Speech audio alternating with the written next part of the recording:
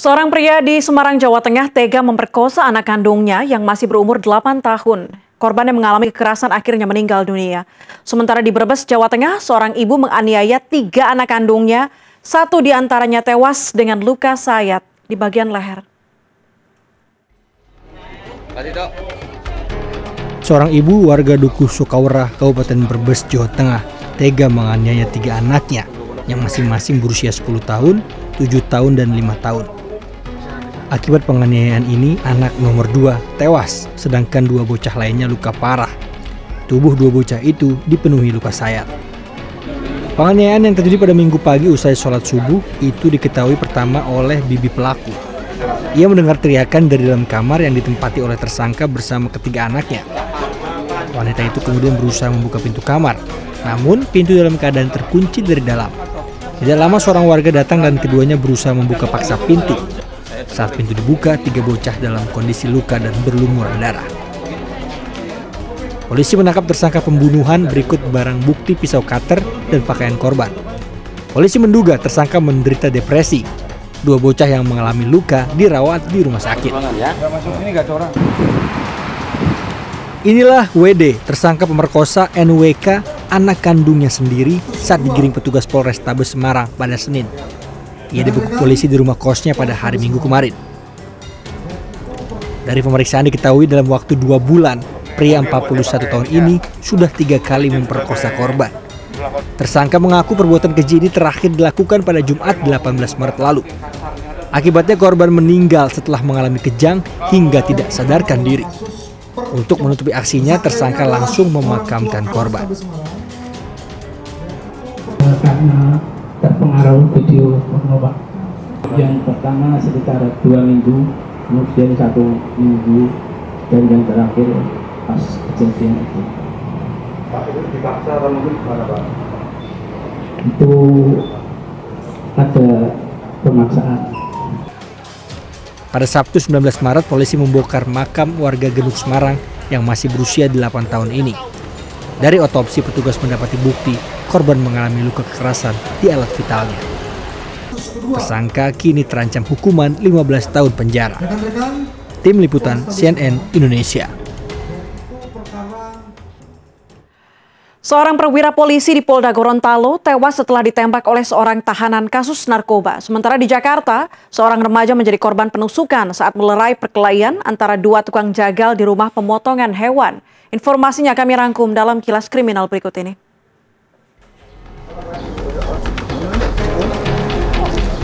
AKBP Beni Mutahir, seorang perwira polisi yang menjabat sebagai Direktur Tahanan dan Barang Bukti Polda Gorontalo, ditembak oleh seorang tahanan kasus narkoba di perumahan Asparaga, Kecamatan Dungingi, Gorontalo. Korban ditembak di bagian pelipis bagian kiri hingga tewas di tempat pada Senin pagi tadi sekitar pukul 4. Pelaku penembakan merupakan tersangka kasus narkoba yang sedang ditahan di rumah tahanan Polda Gorontalo. Saat ini pelaku sedang diperiksa di Polda Gorontalo. Polisi masih menyelidiki motif penembakan itu. Aksi pencurian dengan sasaran penonton MotoGP Mandalika terjadi di 3 hotel di Mataram. Dalam rekaman CCTV hotel, pencuri itu memasuki hotel dan mengecek pintu-pintu kamar yang tidak terkunci.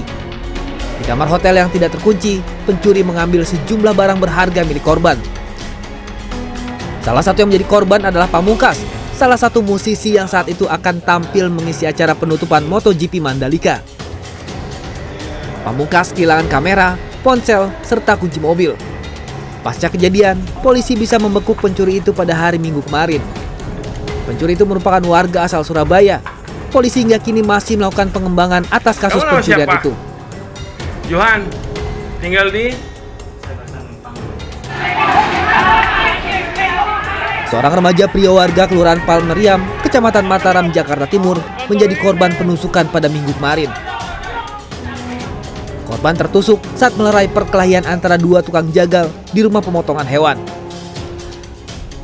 Satu tukang jagal yang dalam pengaruh minuman keras mengambil pisau daging kemudian menusuk korban. Korban akhirnya dibawa ke Rumah Sakit Persahabatan untuk mendapatkan pertolongan medis. Tim Liputan CNN Indonesia. Selanjutnya melihat petugas yang menggelar operasi lalu lintas atau lintas jaya di Durensawit, Jakarta Timur, sejumlah pengendara sepeda motor nekat putar arah melawan lalu lintas. Sebelumnya pada Minggu malam, sebuah truk pengangkut batu bara terguling di Tanjung Duren, Jakarta Barat. Informasinya akan kami rangkum dalam Kilas Metropolitan. Kecelakaan yang menimpa truk bermuatan batu bara ini terjadi di Jalan Latu Menten, Tanjung Duren, Jakarta Barat, Minggu malam. Truk terguling membuat muatan berserakan, sehingga kemacetan sempat terjadi dari arah Pluit menuju Grogol. Menurut supir truk, kecelakaan terjadi akibat ia menghindari pengendara sepeda motor yang melaju pelan di depan kendaraannya. Ia lalu banting kemudi dan truk terguling. 2 mobil derek dikerahkan untuk mengangkat truk. Muatan dipindahkan untuk memudahkan proses pengangkatan truk. Sopir dan kernet truk diperiksa di unit Laka Lantas, Jakarta Barat.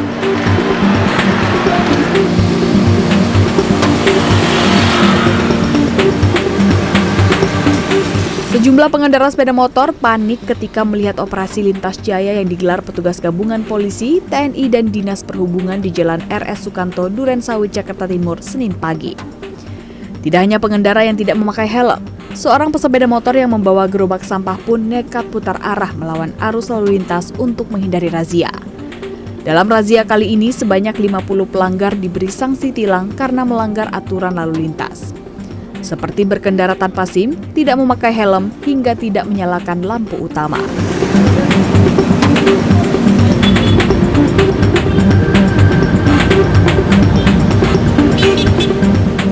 Puluhan pengemudi ojek online yang mangkal di depan pusat perbelanjaan Kenari Mas, Senen, Jakarta Pusat, kocar-kacir. Di depan sentra peralatan teknik ini, petugas Dinas Perhubungan tiba-tiba datang merazia parkir liar. Mereka yang tidak sempat melarikan diri mengaku pasrah dan mengaku apa yang dilakukan salah. Tetapi kali ini petugas hanya memberikan imbauan dan peringatan karena lokasi yang seharusnya menjadi tempat pejalan kaki berubah menjadi lokasi parkir ojol. Petugas pun tidak melakukan pengangkutan dan hanya melakukan tilang di tempat serta melakukan operasi cabut pentil. Tim Liputan CNN Indonesia.